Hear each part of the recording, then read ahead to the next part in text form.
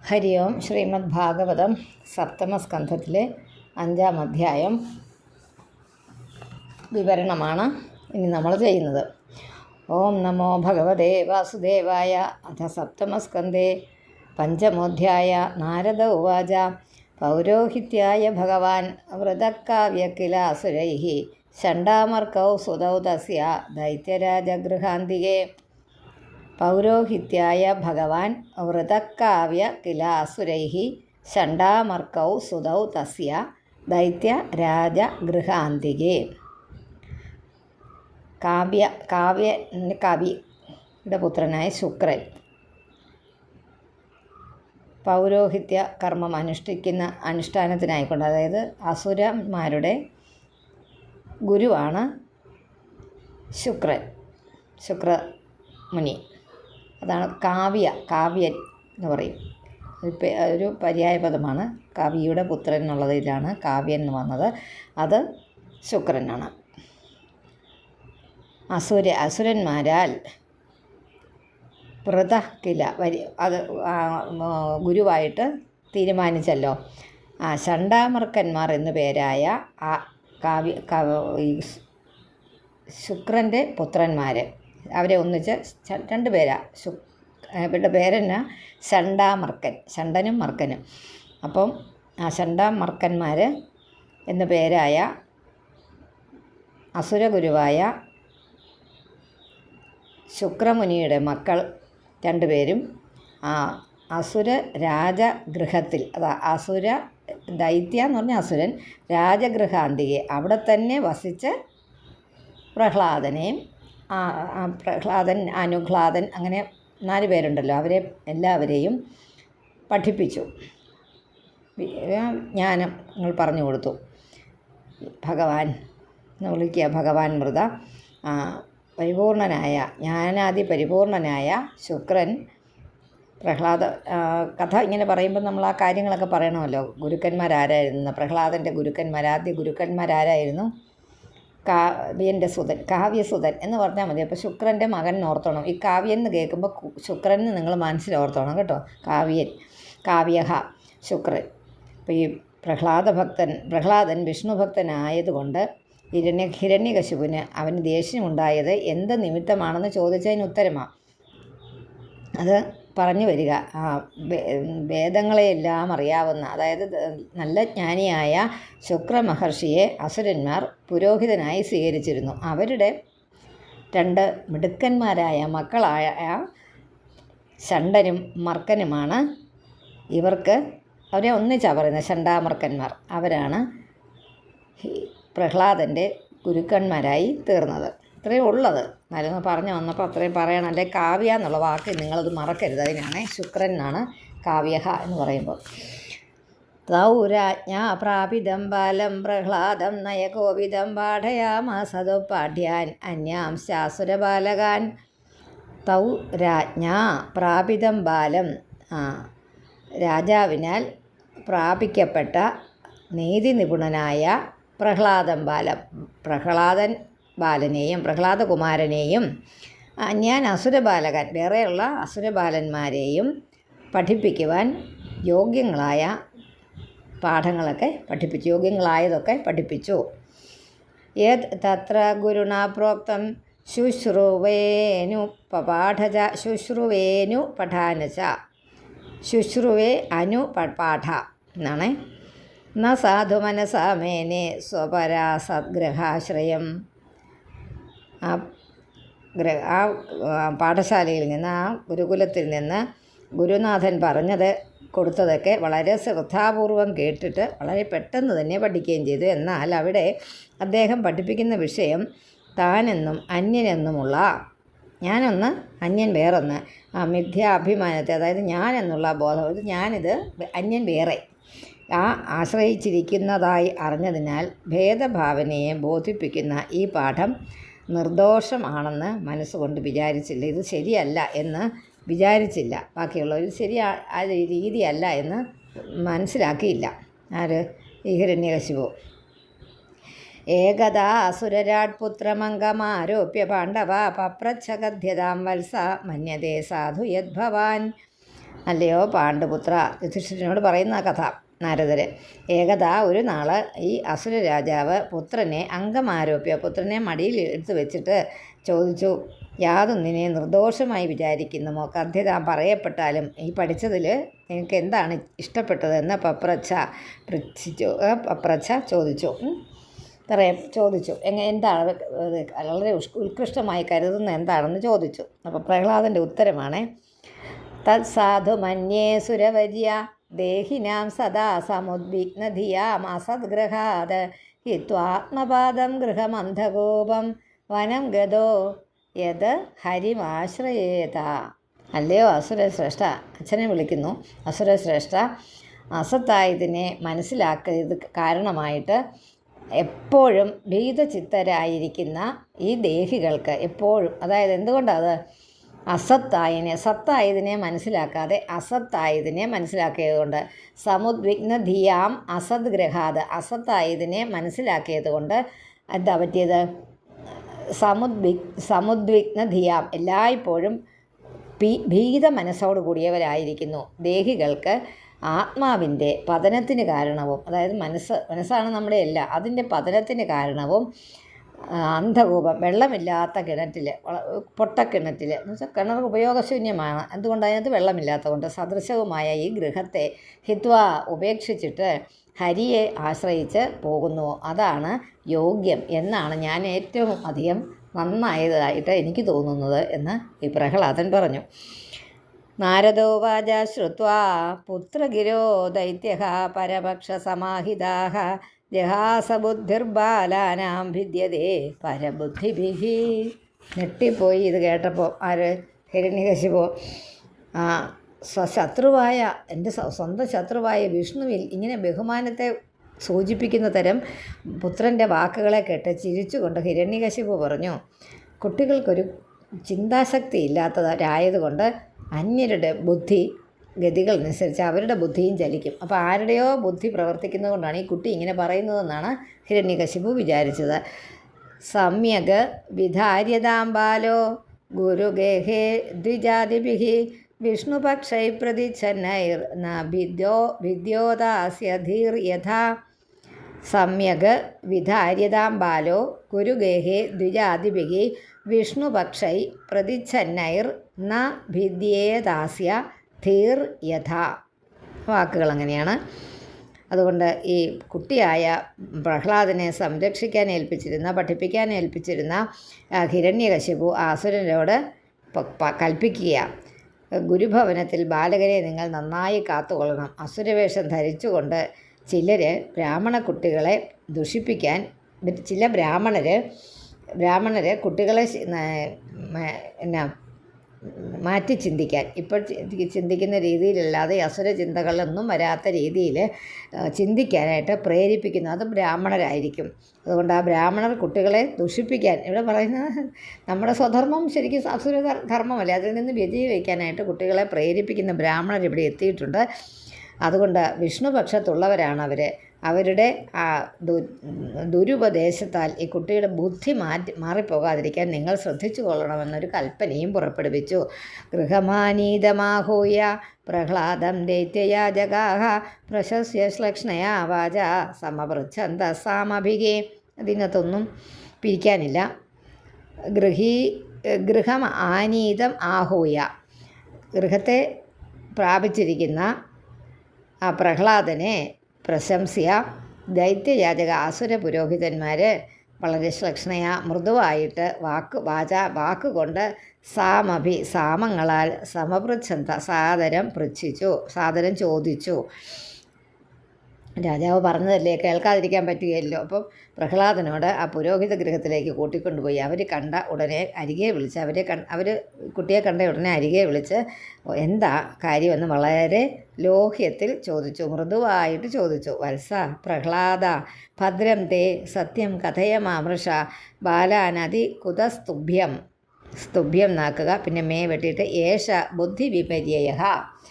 അയ്യോ വത്സ പ്രഹ്ലാദ പൊന്നെ പൊടിയെ ചക്കരയെന്നൊക്കെ വിളിച്ചിട്ട് നിനക്ക് നല്ലതൊക്കെ ഉണ്ടാകട്ടെ, നല്ലത് വരട്ടെ. ഞങ്ങൾ 2 കാര്യങ്ങൾ നിന്നോട് ചോദിക്കാമെന്ന് വിചാരിക്കുന്നു. സത്യം പറയണം, കളവ് പറയരുത് എന്ന് പറഞ്ഞിട്ട് അതേതെന്നാൽ മറ്റ് ബാലകർക്കൊന്നുമില്ലാത്തതും അവരിൽ നിന്നൊന്നും വരാത്തതും ഞങ്ങൾ അഭ്യസിപ്പിക്കാത്തതുമായ ഈ വിപരീത ബുദ്ധി വിഷ്ണുവിനെ ആശ്രയിക്കുകയാണ് വേണ്ടതെന്നുള്ള ആ ബോധം, അതാണ് വേറെ വിപരീതമായ ബുദ്ധി നിനക്ക് മാത്രം എവിടെ നിന്നാണ് ഉണ്ടായത്? ഉണ്ടോ? കുതസ്തുഭ്യം ഏഷ ബുദ്ധി വിപര്യയ. ഈ വിപരീയമായ, അതായത് എന്താ വിപരീയമായ ബുദ്ധി വിപരീയം, ബുദ്ധി വൈപരീത്യം, അത് നമ്മൾ തന്നെ പറയുന്നതാണ്. വിഷ്ണുവിനെ ആശ്രയിക്കാൻ ആരാ നിനക്ക് പറഞ്ഞു തന്നത്? ഞങ്ങൾ അങ്ങനെയൊന്നും പറഞ്ഞു തന്നിട്ടില്ല, നീ എവിടെ നിന്ന് ഇത് കിട്ടിയെന്ന്. ബുദ്ധിഭേദ പരകൃതാവുതാഹോത്തെ സ്വതോ ഭവത ഭണ്യതാം ശ്രോതുകാമാനാം ഗുരുണാം കുലനന്ദന. ഈ അസുരബാലനായ നിൻ്റെ ഈ വിപരീത ബുദ്ധി, ഈ തിരിച്ചുള്ള ബുദ്ധി വേറെ ആരെങ്കിലും നിനക്ക് ഉപദേശിച്ച് തന്നതുകൊണ്ടുണ്ടായതാണോ, അതോ നിനക്ക് സ്വന്തമായിട്ട് തോന്നിയതാണോ? നിൻ്റെ ഗുരുനാഥന്മാരായ ഈ ചണ്ടാമർക്കന്മാരാണ് ചോദിക്കുന്നത്, ഞങ്ങൾ അത് കേൾക്കാൻ ആഗ്രഹിക്കുന്നു, സത്യം പറയണം കേട്ടോ എന്ന് പറഞ്ഞു. പ്രഹ്ലാദ ഉവാച സ്വപരശ്ചേതി അസദ്ഗ്രാഹ പരശ്ചേതി അസദ്ഗ്രാഹ സ്വപരശ്ചേതി അസദ്ഗ്രാഹ പുംസാം യന്മായയാ കൃതഃ വിമോഹിതധിയാം ദൃഷ്ടഃ. പിന്നെ വെട്ടിയിട്ട് തസ്മൈ ഭഗവതേ നമഃ. വിമോഹിതധിയാം, വിമോഹിച്ചിരിക്കുന്ന ധിയാം, ധി ബുദ്ധി, ആ ബുദ്ധിയോടുകൂടിയവർക്ക് ദൃഷ്ട തസ്മൈ ഭഗവതേ നമാം, കാണപ്പെടുന്നു. എന്താണ്? ഭഗവാനായിക്കൊണ്ട് നമസ്കാരം. പ്രഹ്ലാദനപ്പോൾ പറഞ്ഞു, ഞാനെന്നും അന്യനെന്നുമുള്ള ഭാവം, ആ ഒരു വിചാരം പരമാർത്ഥമല്ലാത്ത, ഇത് ശരീരം, ഈ ശരീരമാകുന്ന പരമാർത്ഥമല്ലാത്തത് ആ ശരീരത്തിൽ ആത്മബുദ്ധി നിമിത്തമായി ഉണ്ടാകുന്നതാണ്. നമ്മളെപ്പോഴും പറയുന്നത് ശരീരം ആത്മാവല്ല, ശരീരം ഞാനല്ല, ഞാനെന്ന് പറയുന്നത് ഇതിനകത്തിരിക്കുന്ന ആത്മാവാണ്, ഇതൊരു കൂട് മാത്രമാണ്, ഇതൊരു നിർമ്മിതി മാത്രമാണ്. ഇത് പോയി കഴിയുമ്പോൾ ഞാനെന്നുള്ള ഭാവം അവിടെ ഇല്ലല്ലോ. അപ്പം ഞാനെന്നുള്ളത് എന്തായിരുന്നു? അപ്പം ഞാനെന്നുള്ളത് അവിടുന്ന് പോയോ? എങ്ങോട്ടും പോയിട്ടില്ല, അതവിടെ തന്നെയുണ്ട്. അപ്പോഴും ഞാൻ ഉണ്ടായപ്പോഴും ഞാൻ ഇല്ലാതായപ്പോഴും ഈ ഞാനിവിടെ ഉണ്ട്. അപ്പം ഞാനെന്ന് പറയുന്നത് ശരീരമാണെന്നുള്ള ബോധമാണ്. അതാണ് ഏറ്റവും വലിയ തെറ്റായ ധാരണ. സത്യത്തിൽ എങ്ങ് നിറഞ്ഞിരിക്കുന്ന പരമാത്മാവ് ഏകനാണ് എന്നുള്ള രണ്ടാണെന്നുള്ള വിചാരം അതൊരു തെറ്റായ ധാരണയാണ്. ആരുടെ ബുദ്ധി മായാനിമിത്തം മോഹിക്കുന്നുവോ അത് മായ കൊണ്ടാണ് തോന്നുന്നത്. ഞാനും നീയും വേറെയാണെന്ന്, രണ്ടും ഒന്നാണ് സത്യത്തിൽ എന്നാണ് പറഞ്ഞു വരുന്നത്. യഥാനുബ്രത പുംസാം പശുബുദ്ധിർവിഭിദ്യതേ അന്യേഷ തഥാന്യോഹം ഇതി ഭേദഗതാസതി. സ യഥാനുവ്രത പുംസാം, പുരുഷന്മാർക്ക് യഥാ അനുവ്രത എപ്പോൾ അനുകൂലമാകുന്നുവോ തഥാ അപ്പോൾ ഏഷ അന്യ, ഇവൻ അന്യൻ, അഹം അന്യ ഞാൻ അന്യൻ, ഇതി പ്രകാരം ഞാൻ വേറെ നീ വേറെ എന്ന ഭേദഗത, ആ ഭേദത്തെ പ്രാപിച്ചിരിക്കുന്ന അനർത്ഥഭൂതയായ അസതി, അനർത്ഥമായ പശുബുദ്ധി എന്ന് വെച്ചാൽ മൃഗങ്ങളുടേതുപോലെയുള്ള ബുദ്ധി വിഭിദ്യതയെ ഭേദിക്കപ്പെടുന്നു. അതാണ് പറയുന്നത്. സയേഷാത്മാ സ്വപരേത്യ ബുദ്ധിഭിർ ദുരത്യയാനുക്രമണോ നിരൂപ്യതേ മുഹ്യന്തി യത് വർമ്മനി വേദവാദിനോ ബ്രഹ്മാദയോ ഹേഷഭിനത്തി മേമതിം. അതുകൊണ്ട് ഈ ദുരത്യമായ അനുക്രമണത്തോടു കൂടിയ ആത്മാവ് വിചാരശൂന്യരാൽ അബുദ്ധിഭിഹി, അതായത് ബുദ്ധിയൊന്നും സ്ഥിരമായിട്ട് നിൽക്കാത്തവരാൽ ഇത് അന്യൻ എന്നും നിരൂപ്യതേ വേദവാദികളായ ബ്രഹ്മാദികൾ ഏത് വർമ്മനി യാതൊരുവൻ്റെ മാർഗത്തിൽ മുഹ്യന്തി മോഹിപ്പിക്കുന്നു. ഏഷ ഇവൻ എൻ്റെ ബുദ്ധിയെ ഭേദിപ്പിക്കുന്നു. അത് ഭേദം വാസ്തവമല്ല, രണ്ടെന്നുള്ളത് സത്യമല്ല, രണ്ടെന്നുള്ളത് ഇല്ല, ഒന്നേ ഉള്ളൂ. അത് മാത്രം നിങ്ങൾ മനസ്സിലാക്കിയാൽ മതി. അതാണ് വീണ്ടും കഠിനമായ വേദാന്തമാണ് ചണ്ടാമർക്കന്മാരോട് ഈ കുട്ടിയായ ബാലനായ പ്രഹ്ലാദൻ പറയുന്നത്. യഥാഭ്രാമ്യത്യയോ ബ്രഹ്മൻ സ്വയമാകർഷ സന്നിധൗ തഥാ മേ ഭിദ്യതേ ചേതഃ ചക്രപാണേർ യദൃച്ഛയാ. അതായത്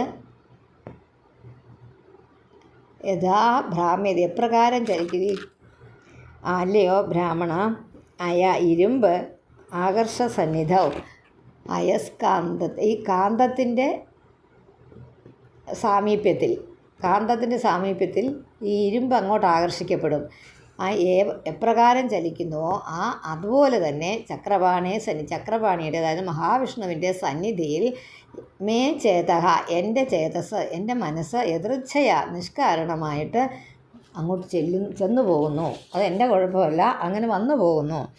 നാരദ ഉവാച ഏതാവത് ബ്രാഹ്മണായോക്ത്വ വിരരാമ മഹാമതിഃ തം നിർഭത്സ്യാധ കുപിതഃ സദീനോ രാജസേവകഃ ആനീയതാം അരേ വേത്രം അസ്മാകം അയശസ്കരഃ കുലാങ്കാരസ്യ ദുർബുദ്ധേഃ ചതുർധോസ്യോദിതോദമഃ. ആനീയതാം അരേ വേത്രം, അങ്ങനെയാക്കണേ.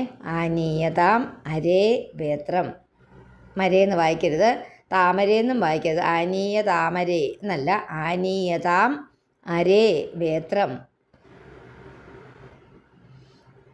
അസ്മാകം യശസ്കരഃ കുലാങ്കാരസ്യ ദുർബുദ്ധേഃ. പിന്നെ ചതുർധോസ്യോദിതോ ദമഃ. ബ്രാഹ്മണായ ഏതാവതുക്ത്വ, ബ്രാഹ്മണനായിക്കൊണ്ട് ഇത്രമാത്രം പറഞ്ഞിട്ട് ആ മഹാമതിയായ ബുദ്ധിയോടുകൂടിയ അവൻ വിരമിച്ചു. പിന്നീട് തം നിർഭത്സ്യ, അവനെ നിന്ദിച്ചിട്ട് കോപിച്ചവനും രാജാവിനെ സേവിക്കുന്നവനും ഇന്ദ്രിയാധീനനുമായ സഹ അവൻ പറഞ്ഞു. പറഞ്ഞു, അരേ എടോ എന്നുള്ള വേത്രം എന്ന് പറഞ്ഞാൽ വടി, ചൂരൽ എന്നൊക്കെ പറയാം. വടി, ആനീയത കൊണ്ടുവരിക. അയം ഇവൻ അസ്മാകം ഞങ്ങൾക്ക് അയശസ്കര, ഞങ്ങൾക്ക് അപകീർത്തിയെ, ഞങ്ങളുടെ യശസ്സിനെ ഇല്ലാതാക്കി ഞങ്ങളെ അപകീർത്തിപ്പെടുത്തുന്ന ഇവന് കുലാങ്കാരസ്യ, ഈ കുലത്തിന് തന്നെ കാണുന്നവനാണ്, കുലത്തെ തന്നെ ഇല്ലാതാക്കുന്നവനാണ്. ദുഷിച്ച ബുദ്ധിയോടുകൂടിയിരിക്കുന്ന ഇവന് നാലാമത്തെ ഉപായമായ ദണ്ഡം മുദിത എന്ന് പറയപ്പെടും. ദണ്ഡം കൊടുക്കണം, അതിന് വടി കൊണ്ടുവരിക. വേത്ര എന്ന് പറഞ്ഞാൽ ചൂരൽ കൊണ്ടുവരിക. ദണ്ഡോ നാലാമത്തെ ഉപായങ്ങളിൽ നാലാമത്തെ നമ്മൾ പറയില്ലേ, എല്ലാം 18 അടവുകളും പരീക്ഷിച്ചെന്ന് പറഞ്ഞാൽ ഇവിടെ 4 ഉപായങ്ങൾ ആണ്. അതിനകത്ത് ദണ്ഡം അവസാനത്തെ ഉപായമാണ്. അത് ചെയ്യാൻ പോവുകയാണെന്ന് നിർദ്ദേശിക്കപ്പെട്ട് പറഞ്ഞു. ദൈതേയ ചന്ദനവനെ ജാതോയം കണ്ടകദ്രുമഹായൻ മൂലോന്മൂല പരശോർ വിഷ്ണോർനാളായിതോർഭഗഃ. ദൈതേയ ചന്ദനവനെ ജാതോയം കണ്ടകദ്രുമഃ യന്മൂലോന്മൂല പരശോർ വിഷ്ണോർനാളായിതോർഭഗഃ. ദൈതേയ ചന്ദനവനെ, അസുരന്മാരാകുന്ന ആ ചന്ദനവനത്തിൽ അയം ഇവൻ കണ്ടകദ്രുമ, ഒരു കണ്ടകം എന്ന് പറഞ്ഞാൽ മുള്ള് മരമായിട്ട് ജനിച്ചിരിക്കുന്നു. മൂലനോന്മൂല പരശോ, അതിൻ്റെ മൂലത്തെ, അതിൻ്റെ വേരുകളെ തന്നെ ഉന്മൂലനം ചെയ്യുന്ന കോടാലിയായിരിക്കുന്നതാണ് വിഷ്ണു. ആ വിഷ്ണുവിൻ്റെ നാളം പോലെ ആചരിക്കുന്നവൻ അർഭക, ഈ കുട്ടിയാകുന്നു. ഇതാണ് ഈ കുട്ടി വിഷ്ണുവിൻ്റെ പക്ഷം പറയുന്നു. ഇതിദം വിവിധോപായൈർ ഭീഷയം തർജനാദിഭിഃ പ്രഹ്ലാദം ഗ്രാഹയാമാസ ത്രിവർഗസ്യോപപാദനം. ഇതിദം വിവിധോപായൈർ ഭീഷയൻ തർജനാദിഭിഃ പ്രഹ്ലാദം ഗ്രാഹയാമാസ ത്രിവർഗസ്യോപപാദനം. ത്രിവർഗസ്യ ഉപപാദനം. ഇതിദം വിവിധോപായൈർ, ഇപ്രകാരം ആചാര്യൻ ശകാരിക്കുക, അടിക്കുക മുതലായ പലവിധ ഉപായങ്ങൾ കൊണ്ട് അവനെ ഭയപ്പെടുത്തിയിട്ട് ധർമ്മ അർത്ഥ കാമങ്ങളെന്ന അത് മാത്രമേ അവർക്കുള്ളൂ. പുരുഷാർത്ഥങ്ങളുടെ സ്വരൂപങ്ങളെയും അസുരന് വേണ്ട. അപ്പോൾ സ്വരൂപങ്ങളെയും വൈഭവങ്ങളെയും പറ്റി വിവരിക്കുന്ന ശാസ്ത്രം പഠിപ്പിക്കാൻ തുടങ്ങി. താതായേനം ഗുരുർ ജ്ഞാത്വാ ജ്ഞാതജ്ഞേ ചതുഷ്ടയം ദൈത്യേന്ദ്രം ദർശയാമാസ മാതൃമൃഷ്ടമലങ്കൃതം. തതയേനം ഗുരുർ ജ്ഞാത്വാ ജ്ഞാതജ്ഞേ ചതുഷ്ടയം ദൈത്യേന്ദ്രം ദർശയാമാസ മാതൃമൃഷ്ടമലങ്കൃതം. പിന്നീട് ആചാര്യൻ ഇവനെ ജ്ഞാതജ്ഞേയ ചതുഷ്ടയ, അറിയേണ്ടവയായ 4 സംഗതികളെ അറിഞ്ഞവനായിട്ട് ധരിച്ചിട്ട് മാതൃമൃഷ്ടം, മാതാവിനാൽ സ്നാനം ചെയ്യിക്കപ്പെട്ടവനും അലങ്കരിക്കപ്പെട്ടവനുമായ ഈ ദൈത്യാധിപനെ ദർശിപ്പിച്ചു. പിന്നെയും കൊണ്ട് വിട്ടു. ഞാൻ ഒരുക്കി എല്ലാം പഠിപ്പിച്ചതിന് ശേഷം കൊണ്ട് ഹിരണ്യകശിപുവിൻ്റെ അടുത്ത് വിട്ടു. പാദയോ പതിതം ബാലം പ്രതിനന്ദ്യാശിഷാസുരഃ പരിഷ്വജ്യ ചിരം ദോർഭ്യാം പരമാമാപ നിർവൃതിം. പരമാം ആപ, ആ വാക്ക് അങ്ങനെ എഴുതണം, പരമാം ആപ നിർവൃതിം. അത് തെറ്റാവുന്നൊരു വാക്ക, പരമമാപ എന്നൊക്കെ വായിക്കും. പരമാം ആപ, അത്യുത്കൃഷ്ടമായ ആപ, പരമാം ആപ നിർവൃതിം, ആപ പ്രാപിച്ചു. പരമമായ എന്നാണ്, ആനന്ദത്തെ പ്രാപിച്ചു. പാദയോ പതിതം ബാലം പ്രതിനന്ദ്യാശിഷസുര അസുര പരിഷ്വജ്യ ചിരം ദോർഭ്യാം പരമാം ആപനിർവൃതിം. പരമാം ആപനിർവൃതിം, ആ വാക്ക് തെറ്റിക്കരുതേ, പരമാം ആപനിർവൃതിം. ഉടനെ പ്രഹ്ലാദൻ തൻ്റെ അച്ഛനായ ഹിരണ്യകശിപുവിൻ്റെ പാദങ്ങളിൽ വീണ് നമസ്കരിച്ചു. ഹിരണ്യകശിപു അദ്ദേഹത്തെ അനുഗ്രഹിച്ചു, കുഞ്ഞിനെ അനുഗ്രഹിച്ചു, ദീർഘായുഷ്മാനായിട്ടിരിക്കുക എന്ന് 2 കൈയും എടുത്ത് വളരെ സ്നേഹപൂർവ്വം മാറത്തണച്ച് ആലിംഗനം ചെയ്തു. പരമാനന്ദം അനുഭവിച്ചു. അത് വലിയ സന്തോഷമല്ലേ, മക്കളെ എടുത്ത് ലാളിക്കുന്നത്. ആരോപ്യാംഗം അവഘ്രായ മൂർധന്യ ശൃഗലാംബുഭികെ ആസിഞ്ചൻ വികസത് വക്ത്രം ഇതമാഹ യുധിഷ്ഠിര. അല്ലയോ യുധിഷ്ഠിരനോട് നാരദർ പറയുന്ന കഥയായത്. അസുരാധിപൻ പുത്രനെ മടിയിലിരുത്തി ശിരസിൽ ചുംബിച്ചു. എന്നിട്ട് വളരെ സന്തോഷം കൊണ്ട് കണ്ണീരുകൾ കൊണ്ട് പുത്രൻ ശരീരം അഭിഷേകം ചെയ്ത് കണ്ടപ്പോൾ വളരെ സന്തോഷമായിട്ട് വിളിച്ചിരുത്തി. എന്നിട്ട് ചോദിക്കുക, ഹിരണ്യകശിപുരുവാച പ്രഹ്ലാദാനുച്യതാം താതാ സ്വധീതം കിഞ്ചിതുത്തമം കാലേനൈതാവതായുഷ്മൻ യദശിക്ഷത് ഗുരോർഭവാൻ. ഇത്ര കാലം കൊണ്ട് നീ ഗുരുക്കന്മാരിൽ നിന്ന് നന്നായി പഠിച്ചെന്ന് മനസ്സിലായി.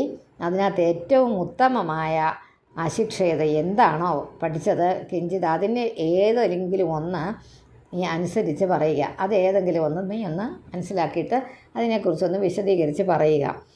പ്രഹ്ലാദോവാച ശ്രവണം കീർത്തനം വിഷ്ണോ സ്മരണം പാദസേവനം അർച്ചനം വന്ദനം ദാസ്യം സഖ്യമാത്മനിവേദനം. ഈ ശ്ലോകം കാണാതെ പഠിക്കുക കേട്ടോ. ഇത് മാത്രമേ ഉള്ളൂ സത്യം പറഞ്ഞാൽ ഈ ഭാഗവതം പഠിക്കുന്നതിൻ്റെ ഉപകാരം. ഈ ഒറ്റ ശ്ലോകമേ ഉള്ളൂ. ഈ ഭാഗവതം എന്ന് പറഞ്ഞ ഗ്രന്ഥത്തിനകത്തെ പലതരത്തിൽ പറയുന്ന കാര്യങ്ങൾ ഇത് മാത്രമാണ് തിരിച്ചും മറിച്ചും പറയുന്നത്. എന്താ? ശ്രവണം കീർത്തനം വിഷ്ണോ സ്മരണം പാദസേവനം അർച്ചനം വന്ദനം ദാസ്യം സഖ്യം ആത്മനിവേദനം. ഇതിപും സാർപ്പിത വിഷ്ണു ഭക്തിശ്ചേത് നവലക്ഷണ. നവധാ ഭക്തി എന്ന് പറയുന്നത് ക്രിയതേ ഭഗവത് യദ്ധ തന്മന്യേധീതമുത്തമം. വിഷ്ണുവിൻ്റെ ഭക്തനായിത്തീരുക. എങ്ങനെയാണ് അത് പറ്റുന്നത്, സാധിക്കുന്നത്? വിഷ്ണു ഭക്തനായിത്തീരാൻ ഒരു ദിവസം രാവിലെ നേരം വെളുത്തിരുന്നിട്ട് വിഷ്ണു ഭക്തനാകാൻ പറ്റില്ല. അതിന് കുറച്ച് കാര്യങ്ങളൊക്കെ നമ്മൾ മുമ്പേ ചെയ്തു വരയ്ക്കണം. അതിനകത്ത് നമ്മളിപ്പോൾ ചെയ്തുകൊണ്ടിരിക്കുന്നത് വളരെ പ്രധാനമായൊരു കാര്യമാണ്. ശ്രവണം അത് നമ്മൾ കഴിഞ്ഞു, കീർത്തനം അത് നമ്മൾ കഴിഞ്ഞു, വിഷ്ണു സ്മരണം പാദസേവനം അർച്ചനം വന്ദനം ദാസ്യം സഖ്യം ആത്മനിവേദനം.